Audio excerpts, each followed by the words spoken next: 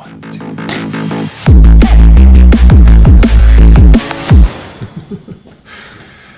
Hey everyone, Stefan here. Super excited to be back. And today we just wrapped up a call, but with Omar Yehia, amazing contributor and participant at C Squared. Lots of intellectual background, super knowledgeable, super experienced, and lots of different concepts, ideas, and exposure that he's had in his career. We just went straight into it and chatted. So I hope you enjoy the show. Yeah, it was super fun. I enjoy it. And by the way, that's how we have our calls all the time. And I love talking with investors, smart people, game changers that are always having new ideas and are challenging the existing, the what do you call it? I don't know. They just challenge the status quo. No, I just wanted to continue because some of this is probably going to be useful.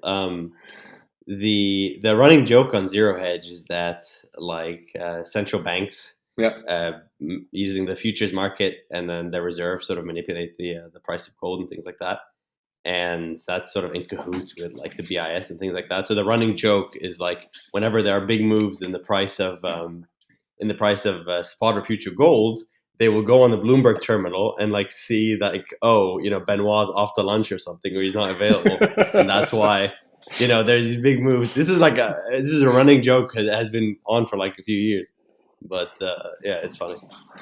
Yeah, it was so funny. I was down in Basel, so I get there, and they have this. I've never been to their building, right? And it's like right downtown in the heart of Basel. They have this huge land, this huge building, and it's a sanctioned no nation land, right? So if you on that property, it's like a consulate, right? It has no jurisdiction, no regulation, no nothing. It's just its own land. And what I also found out is that everybody working at the BIS, they don't pay any tax. No tax. Really? No tax. So it's like, everybody should pay tax. Everybody has to be taxed. And this is because you work. Because you work, it's not a resident thing. Yeah, you're not a resident of no country. Your income is in no country. You don't pay tax on it. And apparently the UN is the same. And so no wonder all of these guys are staying with the same jobs for 35 years. I mean, the guys are in the job for, who has a job for the same job for 35 years at the same company? I mean, sounds like a great gig. It's like, no wonder they never want to leave. That's, it's like incentive enough not to leave. Anyway, it's like super. But we were talking to them about Truflation, right? They wanted to know what is with Truflation. I like the data. It's really interesting. And the first question is, does the Fed subscribe to your data? It's like, which Fed creates your data? I was like, well, actually, nobody. We create independently. And it was, so they actually did have some ideas and suggestions who we should be talking to. And you should actually talk to this guy and that guy. And once you get one of them to endorse you, then we might have a look at endorsing you and distributing your information and stuff like that. So we'll see. But I'm sure that they have their own sort of infrastructure, especially because they deal a lot with like commodity prices and things like that. So they must have their own internal infrastructure. They have a huge apparatus, right? I mean, they have a really big team. They have the office is ginormous, and it's so hard to get in there. You need your passport. It's worse than going through immigrations at an airport, into another country. It's like to get through there apparently. So you always meet outside. So they're like there's a coffee shop and a restaurant. So that's where they always have lunch and dinner with their people. And that's where you go and have a coffee meeting with them. And it's always the same people. So it's like none of the meetings are held in the building unless it's like a formal, sort of, I don't know, session. It was super funny. So what did they think of just like the premise of Truflation? Yeah, they really thought, here's an institution that's been working with government agencies to collect, the pretty much every single structured piece of economic data for a very long time. And they have their own workflow, they have their own schemas. And then you come along and you say, hey, FYI, like this is how we're going to do business from now on. So what do they think? I mean, they were then intrigued. What, 18 million items? You track 18 million items? How do you do that? Why do you need 18 million items? So they wanted to go into all the details, and find pieces of places where they could sort of hook into us. What sources did you use, right? Immediately asking, where do you get your data from? And then I told them all the different types of sources we have, how we do it, the partnerships with universities. And so every time you could see a barrier drop down, right? So the wall got lower and lower and lower. And then a second beer later, it started to be much more free flowing, right? So it was like pretty open. But I mean, definitely alarm bells went up first.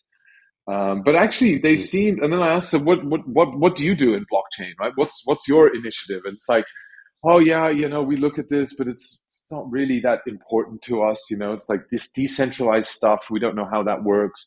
It's all going to come to a centralized ecosystem at some point. Everybody's got egos, and which on the one hand made sort of somewhat sense, but I mean, on the other hand, sort of still, they don't really believe in decentralization, that's for sure. And what they really care about is CBDCs. Decentralization is one thing, but what about transparency? What about this idea of just like straight up accountability, right? I mean, they asked the sort of question like, which Fed uses your data, and this is sort of like the joke, right? So what do they think about that?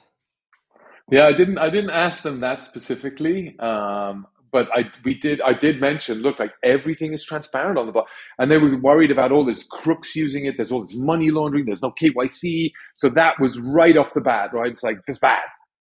I was like, hang on, it's not that bad. Look, there are all these wallets that are blacklisted, so you can't deal with these. These are the OFAC wallets that nobody has. Look, let me show you this website where you can go and see here. Look, here's the sites. Look, you can see the wallets climbing all the time. These are the ones we do not interact with. They don't know, no touch wallets, right? So we know those, and those are all transparent. And look, let me show you. And they show them a block explorer of a wallet. Here's my address. You can see exactly what's in my wallet. Oh, wow, this is interesting.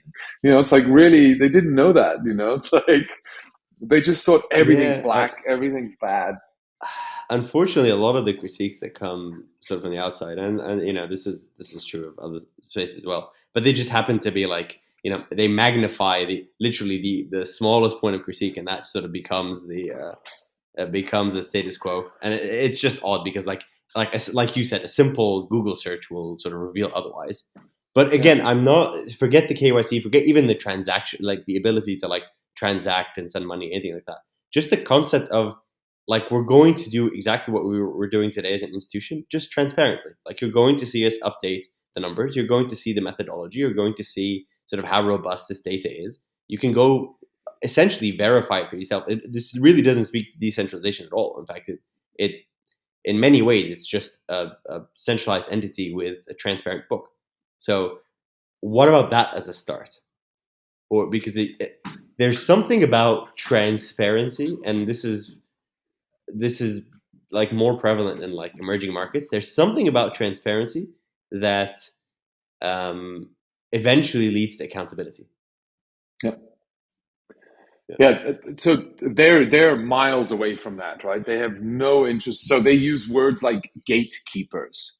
You have to work with the gatekeepers first, and then you have we launch it in a closed environment first, right? So it's all very closed, and then they open it up slowly to selected parties, right? And so it's like, really, it is an old boy smoky room filled, men of people that make decisions, and they do want to be more women, so that they did expose, right? They want, and so they wanted to be more diverse, but they do like diversity, so they did talk about that. But I felt that was more PC, the transparency, and definitely they're miles away from that. They know everything better. They want to be able to do the decisions on their own, for sure. They're the smartest guys in the room. What is their incentive structure, do you think? Like, who do they report to? They're the central. They don't do anything. They're the central bank of central bankers, right? So it's like, who do they report to? They consult their central bank partners and listen to them. And to be honest, it's I mean, very clearly you hear the US dictates a lot of their policies. The Chinese dictate a lot of their policies. And then sort of a bit of the Europeans and the Japanese, and that was sort of pretty much it. And in Europe, it's the Germans. They didn't really listen. The UK is now, oh man, they're not a part of us anymore. They don't want to be a part of this big apparatus. They want to do their own thing. And it was like really, it was just, anyway, yeah, interesting. I,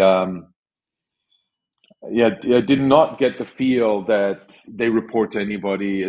They try to create markets, is what they say, and they wait till the markets are significantly big before they really engage in it, right? And blockchain to them is still a tiny pet peeve project. It's too small. And when we talked about, they like the ESG, or they don't like to call it ESG because that word is now a bad word because everybody, it's just been abused. People lost money on it, like most things. Oh yeah, I didn't know that. In terms of how did they lose money on it? If you look at a report came out recently, one of the I won't mention which one, but you could probably guess, one of the bigger endowments, university endowments, that severely underperformed. And as the headline, it was because of the pursuant to ESG mandates. You as a manager, you have a fiduciary duty to the endowment to make the money, not to follow some almost arbitrary mandate. Exactly. And so all of a sudden now this isn't a great idea. Well, also any of these fund index products that do like ESG investing, they just got absolutely murdered. So yeah. Also, how do you environment? You can't really track. I mean, everybody says, oh, environmental. But nobody has a common denominator of what is the environment and how do you track that. So everybody's got their own sort of interpretation. There's no free market around environment. Social. I mean, what is social? How do you calculate social and track that, right? You comply with minimum wages. Is that social? And so we were talking about that. Then governance. Yeah, I mean, what is, in theory, if it's free governance, it should be perfect. If it's decentralized, everybody can work from home and do what they want. That's perfect, right? It's like, oh, no, but we have to come to the office because we need to be centralized, right? It's like, it was, yeah. And then I don't know if you've seen that NYU University. There's the professor at NYU. He did a good on code. I think it was Recode or the Code conference. He did a 15-minute presentation on ESG. And he broke it down, and basically, it's all the good candidates for ESG are big multinationals, and all the small companies like a Patagonia, or they don't fit in the equation. They're not good. They're bad. They're bad ESG scores. And he figured out it was all because they paid big money to big auditors to do the ESG compliance reports that were 100 pages. And he then asked, so how does your checklist work? What is the scoring that you do? And none of them could give him a consistent report as to, oh, but you say this is important, but I looked in this report, they scored really high, and this is the statement that you gave in there. And and so he couldn't find any consistency in anything that was done. And so he just blew up the whole ESG naming. Oh, I'll tell you, if we're going to add to that. I'm pretty sure I've seen prospectuses of a prospectus of a fund that does ESG, and their biggest position was ExxonMobil. And I have nothing against ExxonMobil. They're an enormously profitable company, and it's a hallmark of American enterprise. Yeah. But how did that happen? How did you go full circle from I'm saying you went to ESG to like your biggest position is ExxonMobil? So. It's crazy. Yeah, there was another company that was, it's crazy, right? Yeah, I mean, I think it goes to show when you when you are a fund manager, or you're responsible for managing any sort of capital, and your objectives are different than that of your investors, and it's not clear what it is that you're trying to do exactly, and there's no clear performance metrics. Any outcome is justifiable, whether it's positive outcome or negative outcome. You just have in maths, under constrained problems have infinitely many solutions that can satisfy them, and that's sort of the same. I think the issue with a lot of the ESG investing is it's just a lot of moving at the goalpost, unconstrained problems. So you're able to essentially invest in anything and then justify it in a way retroactively, which from the perspective of a fiduciary, it's almost abhorrent. But it's the world we live in, unfortunately. Yeah, but that then goes to the point. So any argument you make, you can back quantify that argument and back justify that argument with any kind of science and metrics. You just shift the variables around accordingly, right? And the weighting. Again, a poorly posed problem with not enough constraints on what the nature of the solution has to be, it means you can get an infinite set of solutions that Yeah. will equally satisfy the problem, which is not a situation that you want, right? That's a useless set of solutions. If I tell you, hey, you have a problem, and I have an infinite set of solutions that satisfy the problem, then you've given me nothing. You give me everything and nothing at the same time. Yeah.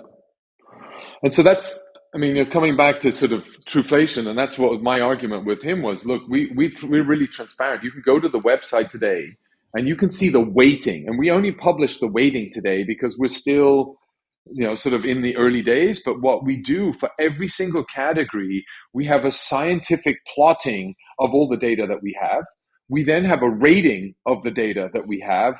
That then leads to the weighting of that specific category across all the things. And what we want to do is disclose all of that. So then ultimately, everybody can debate on the data plotting itself and finding the best correlation, and then ultimately rate that. And then all of a sudden, the debate becomes much more, I don't know. I mean, hopefully you can actually have a debate again. Maybe let's put it like that, right? And you can then say you're plotting, your correlation curve is not quite right and stuff like that.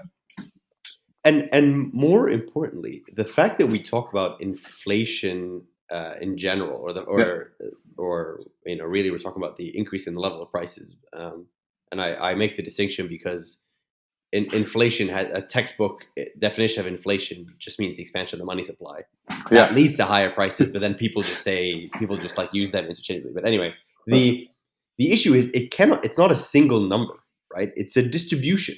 And that distribution affects different people differently, right? I mean, you and I have, live in different geographies. We have, completely different lives. So to say that there's a single number, sort of even in a single country like the United States, even to say that it represents everybody's essentially increased or decreased cost of living is absurd, right? You sort of have to make it very clear so that people can use this data to plan their lives. Like the whole point of any sort of economic data and prices in general is that you can make like future planning and future prediction. So how can you do that without an extremely robust and granular framework for trying to determine what the cost of goods and services are? And just to talk about these headline numbers of core CPI or whatever, I mean, that's sort of nonsensical. You're looking at one particular moment of a distribution, whereas you should really be trying to tease out all of the details of the distribution, make it clear to everyone, and then have people use that to sort of plan their financial lives. And high prices high prices are bad for consumers, but they're good for producers, right? And producers are people as well, right? Like we can't discount the fact that the people who produce these things, it's good for them. And so when I say inflation in general is a bad thing for the consumer, right? But for the producer, benefits in some way. So there has to be a clear distinction between, okay, what is my utility profile? What is my consumption profile as an individual, as a business, as an institution, as a nation, as a let's say even a continent or a set of United Nations, and all of these things they have different consumption characteristics and different utility profiles. So we can't just talk about inflation data as just this one thing or this one number.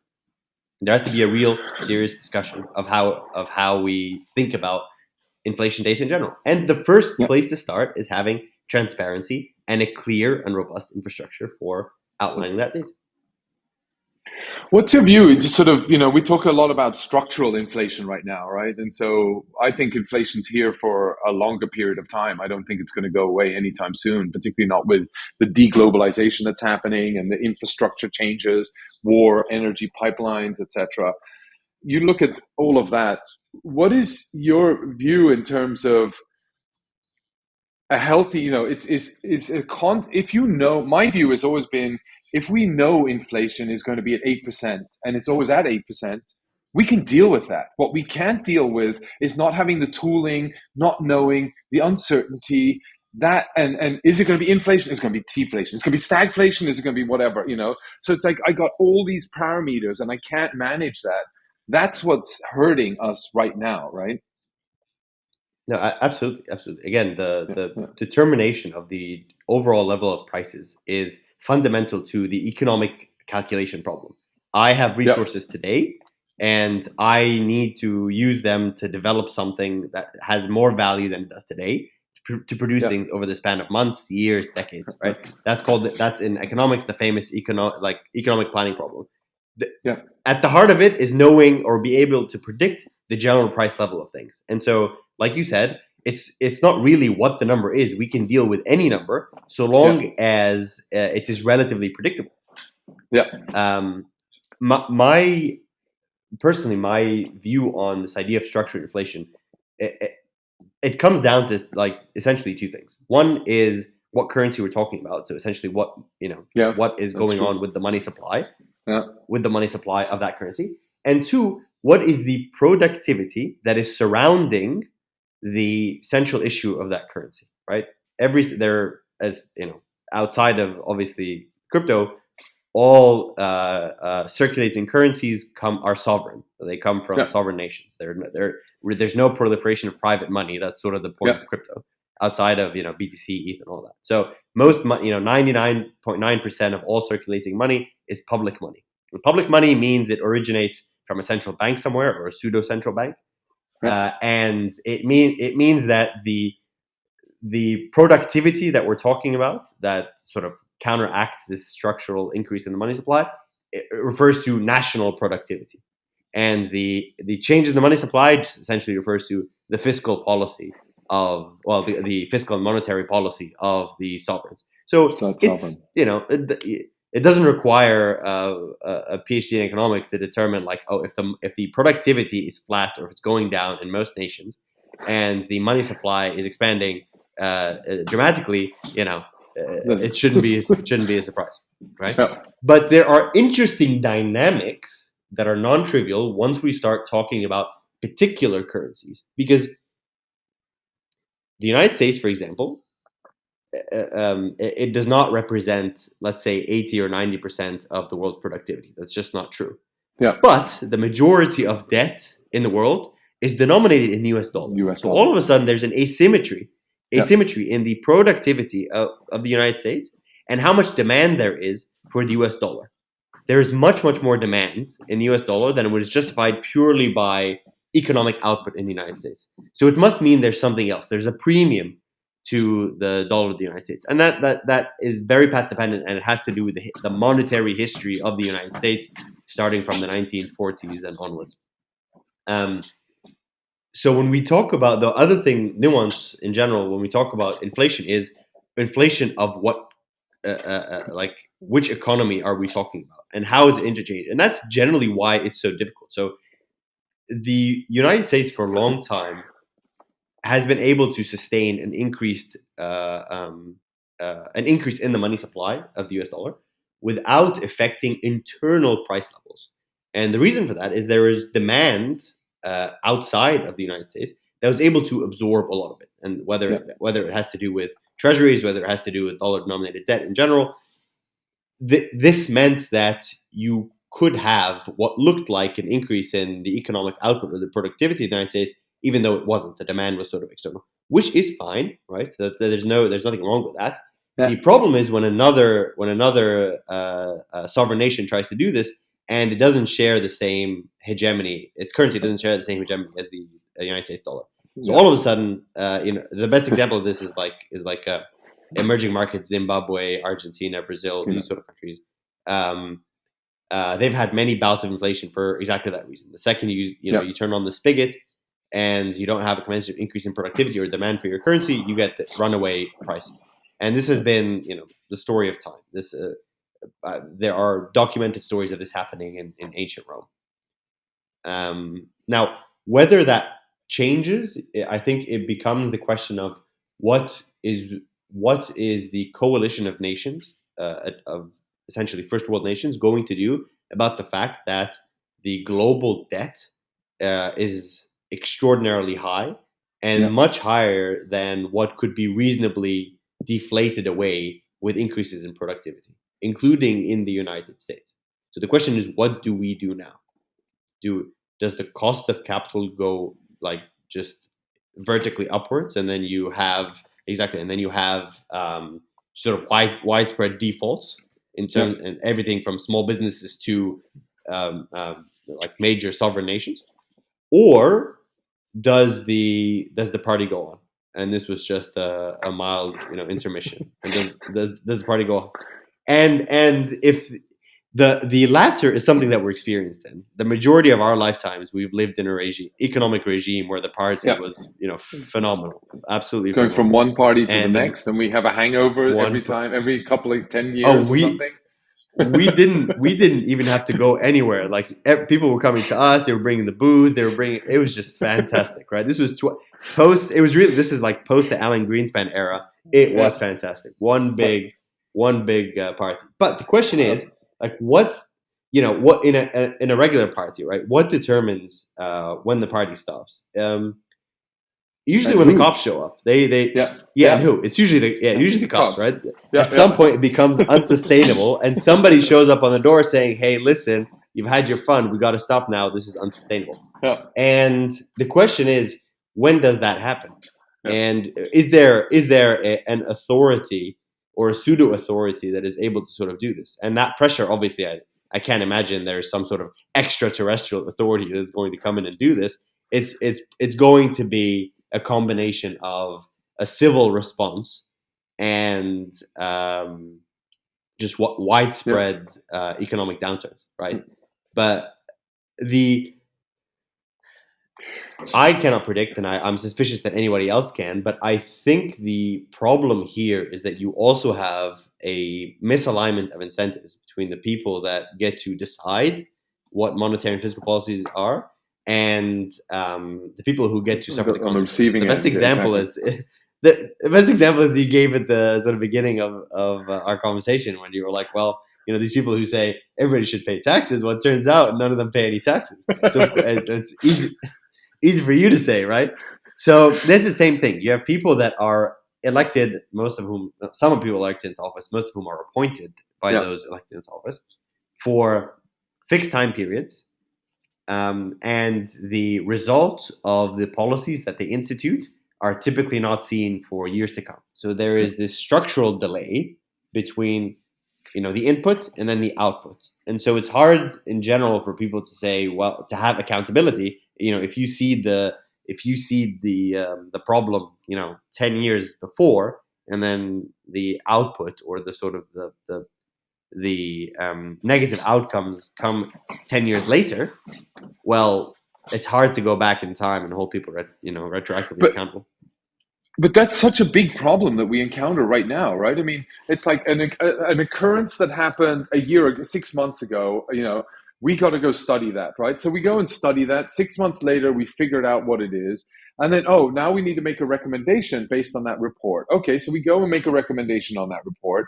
And that's another 6 months. And then we have to debate the recommendations. We negotiate that. And a year and a half later, okay, now I think we have something we agree on. But of course, all the tooling, all the technology, all the services, everything's already changed because the whole market has already studied it, learned it, and done because of market and supply and demand needs. We've adapted and changed our whole policy and are living in a whole different world by the time you've come out with something that enforces a rule that is way too out of date. It's like, I don't know. How do we get to a better governance model or better tools to adapt to this new framework, right? And maybe we. So I struggle with this idea personally because I just don't see a solution on the horizon that does not include an uprise of the governed. So there's the same saying, the government derives its power from the consent of the governed, and so long as the governed continue to consent, I think just the mischief continues.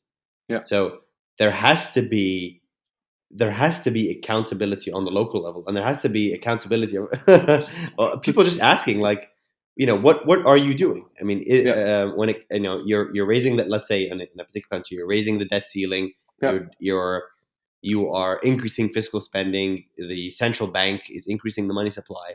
What is going on? What's going on? This does not seem, even in the first world, this does not seem to be like a common household discussion, but it used to be. I mean, in Britain, United States, like these used to be discussions that people had. Now, no longer. I'm not exactly sure why that's the case, but the general populace does not seem to have, or there's a separation between the misery of the many and the decisions of the few. There are some cases in which you can have clear, identifiable positions. For example, let's say a politician takes a country into war, like full-scale war, which we've had a couple of those recently. Oh, weird. That you can say, well, clearly this is a problem because of what you did. But in many cases, it is not as clear as to what led to this, what led to the problem. And so again, you just don't have this sort of local accountability, and whether that changes over time, I'm just not sure. Yeah, I mean, I mean, you see these just different elements, and so one argument. So just thinking through that, right, is we in the past we always had these two sort of types of model, right? There was communism, and then there was democracy, right? And so there was this constant battle. We had the Cold War, which is right, ours is wrong. The capitalism in general, the idea of like central planning versus the market. But either way, in the end, democracy won, and it extended the life of democracy. But I think we've come to an end of democracy. I mean, capitalism, I think crypto has been the form of capital. It's been brutal, right? I mean, it's really survival of the fittest. It's super hardcore. It's challenging, but it's been a new, prosperous, emerging opportunity where everybody that participated was very small community, but it grew so fast that everybody grew with it. So a lot of participants became wealthy out of that, but it created a lot of opportunity. And that has created the capitalistic framework, and it's fallen on its face. There's been scams, it's hard, but as a result, you fall down, you stand up again, and you learn to walk, and you walk a hell of a lot better for that afterwards, right? Because hopefully you won't fall down doing the same mistake again, tripping over those same feet. I don't know, and then at the same time, you look at democracy, right? Every time there's an election, there's all of a sudden handouts. I want the party to continue, because if the party doesn't continue under my rule, then I don't get voted in again. And so I print more money. Come on, just print more money, right? Unfortunately, the response again should come from the government. The government should say, listen, I'm in dire straits right now, but the way to solve this, I'm struggling, but the way to solve this is not to print money and give it to me, because that will only cause, problems down the line. Let me drink or take the sour medicine now, and we may have a chance of like healing in the future. But if you continue to get, this is I don't want to like. But the answer to that already. Yeah.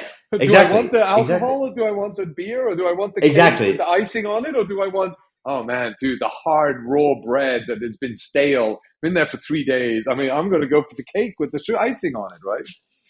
Yeah, and so in the end, you get this idea that in a democracy in general, we've seen historically that the people get the government that they deserve. I mean, there's in most democracies around the world, the people that are elected into office and then people are appointed to office, they didn't get in, like they didn't stumble into the office. They certainly didn't like take it by force.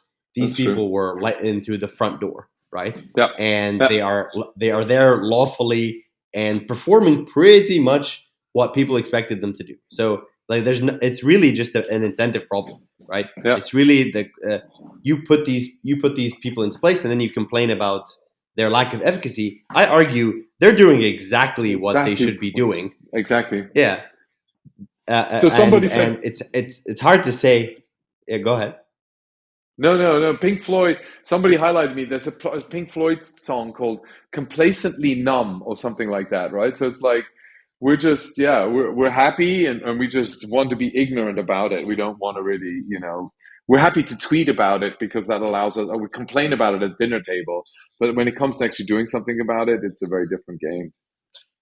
Well, it is possible to do something about it, and it's why, Yeah. like when if you look at the history of the United States, like the United States was never a democracy when it was founded. I mean, the father of the Constitution of the United States, when he wrote it, and he wrote the Federalist Papers to describe it to the state of New York, he never mentioned the word democracy. Never mentioned it once. What he talks about is the American Republic, right? Yeah. He talked, and the Pledge of Allegiance in the United States refers to the republic for which it stands. So there is an inherent structure of accountability that doesn't exist in a democracy, and that was the foresight by the American founding fathers to institute a republic. And when people have asked, like Benjamin Franklin, what have you given us, Mr. Franklin? He was very clear. He said, a republic, if you can keep it, knowing how difficult it is to have a republic in place, because it requires this self-discipline, it requires prolonging reward and suffering in the short term in order to benefit in the long term. Ideas that are not necessarily commensurate with a democracy. When people say, I want this right now, and I want free money, or I want whatever it is, and then people come in that are not accountable to anyone who will give that to you in order to remain in office. This is not the republic that people imagined. So again, it fundamentally comes down to incentive structures. Yeah. When you look at the incentive structures, right? I mean, so people that get elected in have and are very keen to ensure that the people that elect them are incentivized to elect them versus others, right? And ultimately, they may make promises that stretch their capabilities, and it's up to us to believe whether they can fulfill those promises and they're not stretch goals, or are they attainable, or are they just smoking another pipe or something. And then on the flip side, No, the only thing I'm going to say about that is I think the problem needs to be inverted. Like the government should not expect the government to do many things. It should be the opposite, right? The government should expect to do most things. They should expect things. That the powers of the government to be few and defined, and to be restricted to in its majority to maintaining their liberties, the rights and freedoms, to protect those that are owed to the government. But that's it. Everything else, when it comes to enterprise, when it comes to trade, all of that should be delegated to, or should be left to, the local congregation of people, whether it's in municipalities, states, whatever. There, at least in the American Republican idea, there was never this thinking of there is this large government that's going to do things for us, and we're going to elect people, and they're going to work on our behalf, and we're beholden to them, and they sort of like every 4 years we have to like go out and like vote for who gives us what. This was never envisioned. It was mostly there's going to be a small governing body from the people that have already produced. There used to be these norms that you had to be involved in the government of the United States. You yourself had to be a productive, entrepreneurial person who's already had some success in the past, because you understand what it is that you need to protect to ensure that everybody else can also have in this sort of prosperity. And instead, the model was completely inverted, where you had this, where in essentially in every country in the world, you have this enormous government that takes care of everything, is involved in healthcare, is involved in education, is involved in the regulation of money, is involved in pretty much anything you can think of. Where it's like, wow, this was really not what we were trying to do here. This was sort of the opposite. So Once the Yeah. government take ownership of this and decide enough is enough, and think, I need, if it is to be, it is up to me. I need to be the captain of my own ship, and I need to be able to structure my life so that the majority of the outcomes are up to me or up to my immediate environment, as opposed to relying heavily on this benevolent benefactor known as the federal government. Once you move away from that, then I think you begin to see local prosperity, and local prosperity protects itself by generating more prosperity if left alone, and then generating a lot of misery if interfered with. To me, it's we're going in the opposite direction, right? I mean, if you look at at governments around the world, particularly in a lot of the Western world and anywhere, they've just become bigger and bigger. I think to an extent where even in France, maybe every fifth worker or every fifth contributor to the country is actually employed in some form or fashion via the government. And so you look at that. So all of a sudden, I'm up for election. I want to get voted. Where do I go? I mean, the government officials, so the bureaucrats, these departments, are all my constituents that I have to get votes from. So your employees are voting for you. And if I say, oh, we're going to have job cuts, we're going to streamline government, we're going to have this beautiful lean framework. Oh, but all these people. So all the government, if I'm in charge, I want to hire as many people into government roles as possible and give them job security for whatever the rest of, and pay rises and whatever, so that I get reelected at every time. And if it's 30% of the population, then wow, I'm going to get voted in. I mean, who's going to compete against me, right? That's right. Of course, you want everybody to sort of fall under your purview, and that if you pay their salaries, right? These people will see whatever you want them to see, right? Yeah. And again, and they will do everything to protect what that whole institution. Of right? course, we're all going to fight. Of course, because you're their benefactor. So why would game? Yeah. So again, it should. The idea is not to expand the reach of government and to ask it to interfere and be responsible for everything, but the opposite. Again, this has now become common thought. If you walk up to any, like, a random person in any Western nation and ask them what the role of government should be, the majority of people will likely say that it should be involved in employment, it should be involved in guaranteeing minimum levels of sustainable wage. It should be involved in education. It should be involved in healthcare. None of these things are related to the functions of government at all. Yeah, like these are all fall within the purview of private enterprise. Like and like since the dawn of time, the private market has given us everything. Yeah. Centralized governments have given us very few things, and like the best example, if you look at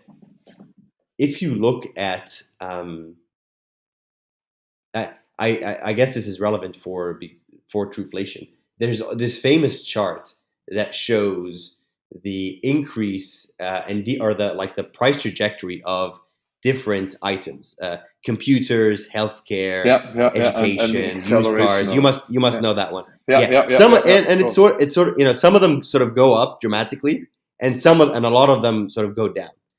And if you had to guess which ones are heavily regulated and and the government is heavily involved in, and which ones are much more left up to the private market, you'll see there's a very clear pattern. If you just pull it up, you'll see all the ones in which, at least in the United States, in which the government, healthcare, education, right, all these things are enormously expensive.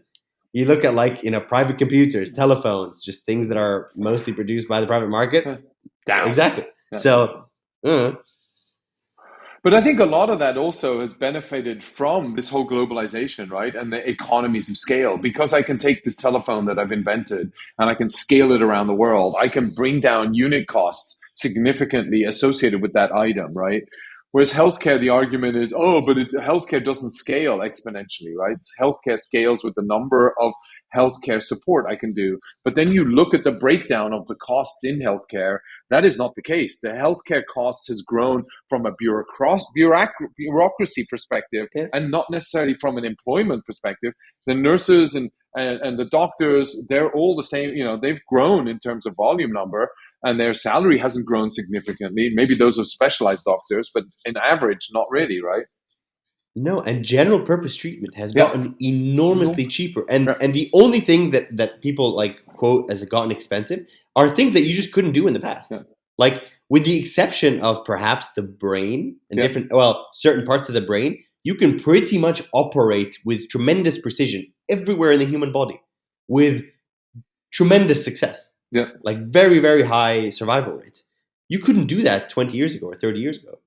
You couldn't even come close to that like 100 years ago. Yeah. So these are the only procedures that typically tend to be even more expensive. But if you look at general purpose care, it is from an economic perspective extremely cheap to do. Yeah. When it comes to like most generic medicines, most getting an X-ray, most operations, these things are tremendously cheaper than they were 20 years ago. This is a statement of fact. So the fact that you continued, if you walk in today with an allergic reaction into an emergency room, you will be charged like thousands and thousands of dollars. And it just does not cost thousands and thousands of dollars for you to get, Benadryl and a handshake. Yeah. I mean, it's so true. But I think we're in an age where we need new systems, new processes, and totally revamped new approaches to how we treat everything we're doing in an economy, right? I think we've just layered on old processes with certain regulations, restrictions, and protections that are developed, like inflation was developed 100 years ago. The framework is more than a century old before every household had electricity. Now every household has electricity, and you're still measuring it on the same sort of metrics and foundations, right? Exactly. We moved to like digitizing everything Yeah. without really trying to reinvent the primitives Yeah. that are needed. I mean, Yeah. for like the best example of this is the secondary and tertiary educational system. I mean, for God's sake, you still have bells in schools that announce the end of the mini shift, right? I mean, it reminds you of like a factory. That's exactly what it was. Totally, right? totally, Like totally. you still have that, and you still have this idea that student. I mean, I don't want to get too much into this, but like if you look at secondary and tertiary education, it is and this comes from someone who spent a lot of time in academia. It is an enormous waste of time. Like nothing wastes more time in a person's life, I think, than their educational or their schooling process. Rather, it just enormous waste of time. The opportunity cost. Like the fact that you even have to, the fact, like let's say you go to university, in any major university in the West or even the East in general, and to learn like let's say about computer science or economics or something like that. It does not require 4 years of continuous study to get an extremely basic education. It just or it just does not. You can do that in like a few months of like just like pick up the textbook, sit at home, read it, think about it. Like you have in your palm or in front of you an extraordinarily computation machine and data storage machine that has pretty much anything that you ever need. And the fact that you still need to go to spend 4 years in order to try and get an extremely basic schooling in these things is just ridiculous. Like think about what has changed in your life in 4 years with through constant grit and work. Your life is just enormously different. Whereas from my experience, especially in the West, people go in at age 18, they go into university, they come out age 21, 22, none the wiser, sometimes dumber. So, and that's not only, in some countries, they come out of university at 30 years old. And they've never had, they've never had to work for a single dime. They've been studying, looking at books, chatting, philosophizing, which is great. But I mean, how costly is that to an economy? And then universities in those countries are slammed full. It's not like just 5 people are doing that. You can't get a seat. The classrooms are packed. packed, right? It's like you have to sit on the stairs, sort of. Somehow we've convinced ourselves and each other, that the only way to prosperity the way to prosperity begins with a prolonged and frankly quite useless schooling process that involves 8 hours a day of mostly like nonsensical.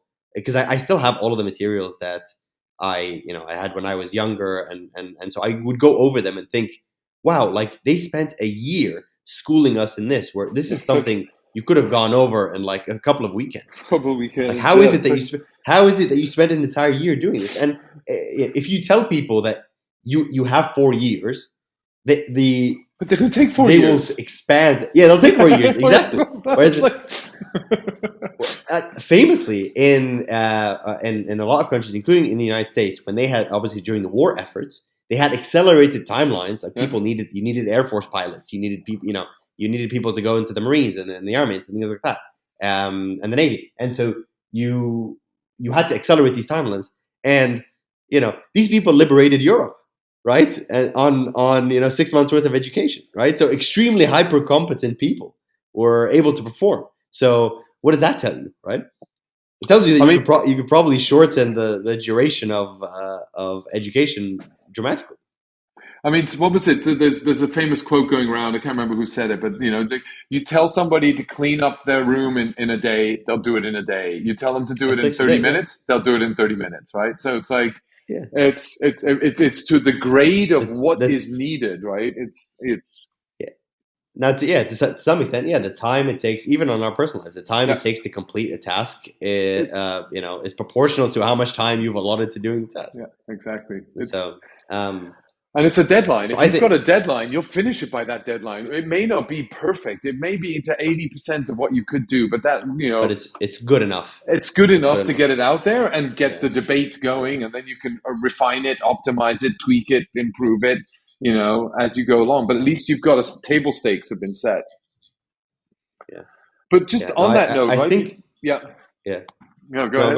Go ahead. No, I was just trying to think, just going on that, right? So I look at, we were talking about improvements in technology, private entities versus, institutional entities, or governmental bodies. And you look at in the history, right? You had big companies that foraged into new frontiers, right? And I didn't know this, but I found out yesterday that there are the founders of Wells Fargo are the same founders of American Express. Yeah, that's right. And which, number one, was baffling to me. I thought that was pretty cool. But the other thing is, Wells Fargo hired Pinkertons. So they hired their own police force to protectly move money on the stagecoaches around the U.S., right? I mean, they still have the stagecoach on their logo, right? So it's like on the logo, yeah. Yeah. And so they had to hire their own police. And I was just in New York, and there, all the grocery stores, they have their own security forces, right? They don't rely on the police to protect them. So even the governments there have lost the ability to help and protect their constituents. I don't know. And then to me, are we moving to a world where it becomes private? Everything becomes a private enterprise, right? And so that then allows us to cut back on the government because they're much more efficient, right? Look at the securities that you go through when you go through an airport, government run. I mean, how many times you have to take off the shoes all the time, right? You have to take off your belt. I mean, it's like, and they have these protections. I mean, is it really? When there's no incentive to make money during a process, there is no incentive to improve the process. Yeah. You always use the minimum, like in free enterprise and private enterprise, you always use you try and do the most efficient thing.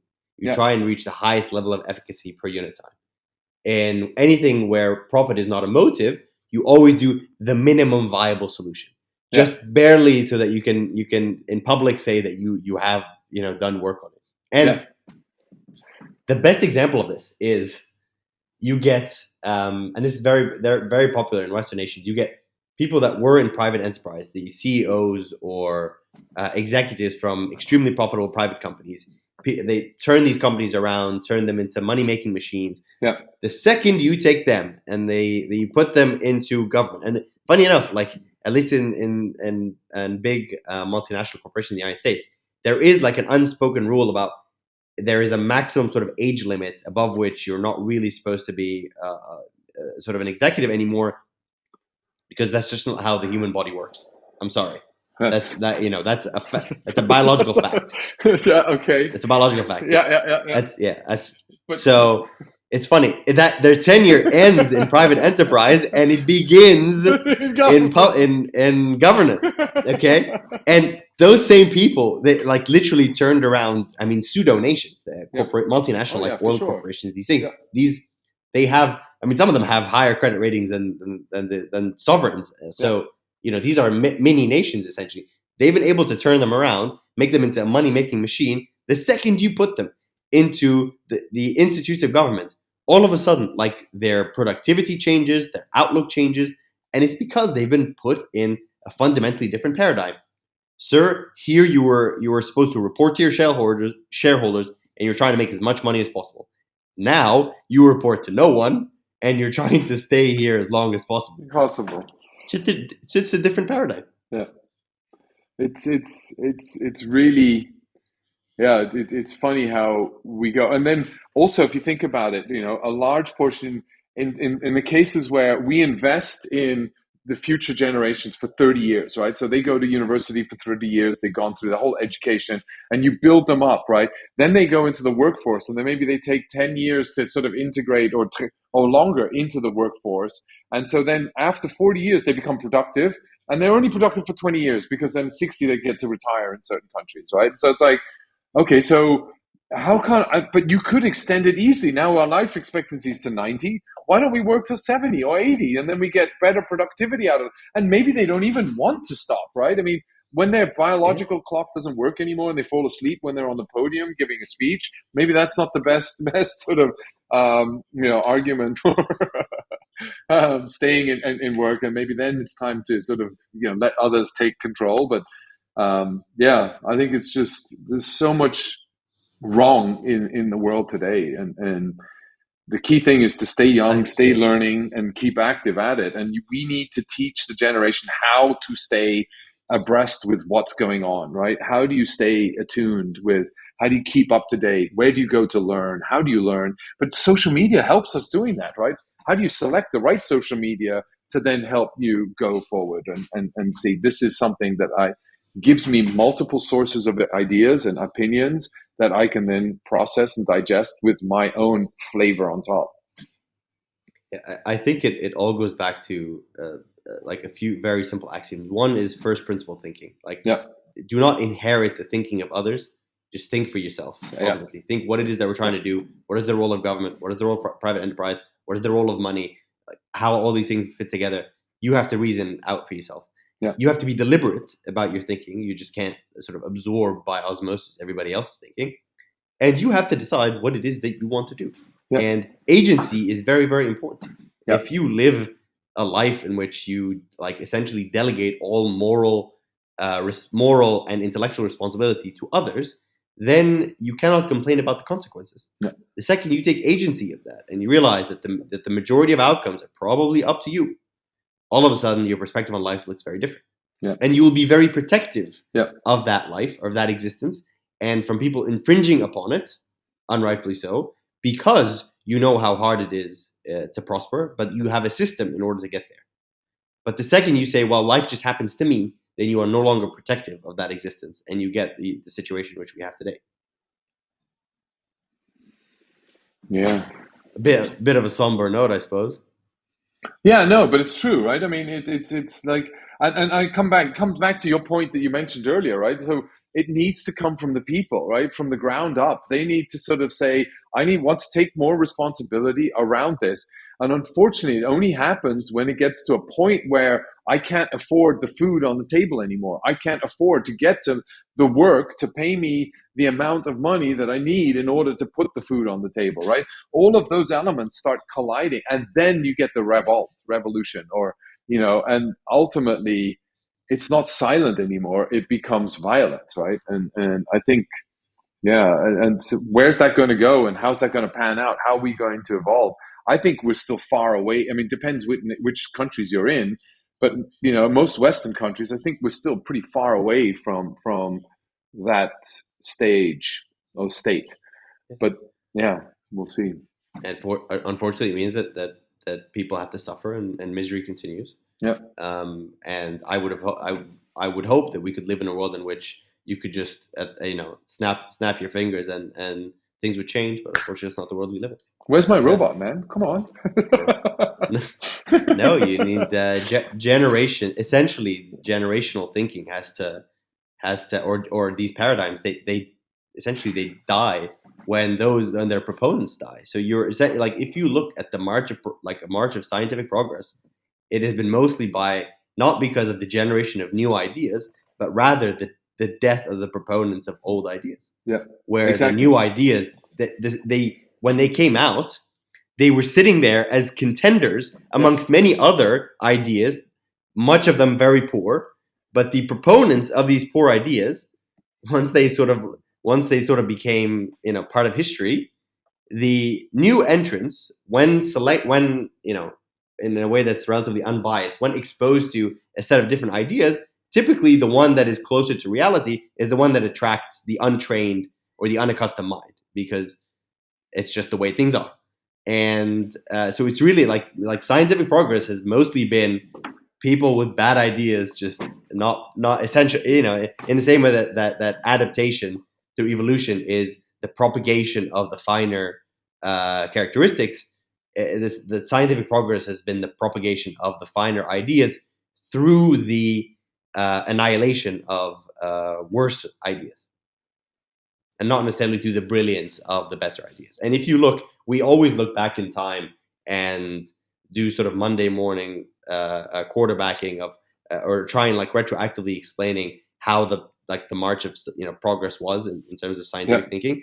But if you were there at the time, you'll realize the majority of ideas that today are absolutely obvious were at the time extremely contentious and were generally never believed at the time. Yeah. Almost never was there a person. There are very few people in history, including the great men and women of science, so Isaac Newton, Marie Curie, Albert Einstein. All of their ideas were extraordinarily controversial. Nicholas Copernicus, Galileo. All of these ideas were extremely contentious during their lifetimes, and only hundreds of years later did we, build for them statues of gold and silver to commemorate these brilliant ideas. But at the time, nobody thought that way. Yeah, no. I think on that note, I think we're in a stage where $65 trillion worth of wealth is going to shift in generations, and so on that note, right? So this new generation has the opportunity to create statues for themselves. They're going to be highly controversial, and sort of entrepreneurs are going to come out of this, and it's sort of, I like to sort of think this is the best time to be alive. We're super excited. That's why we called this show Super Excited.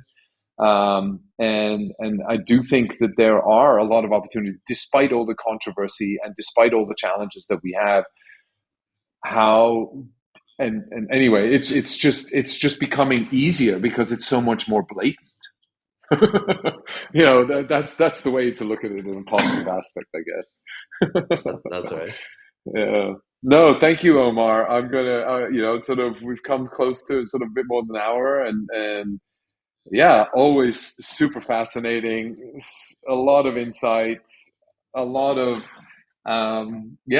interesting facts and figures and ideas and concepts. So and experiences, right? I mean, ultimately, it's experiences. Yeah, it's my pleasure as always. I look forward to our next call. Most of our calls aren't recorded, but I can assure the audience they're very much the same. Same as this, exactly.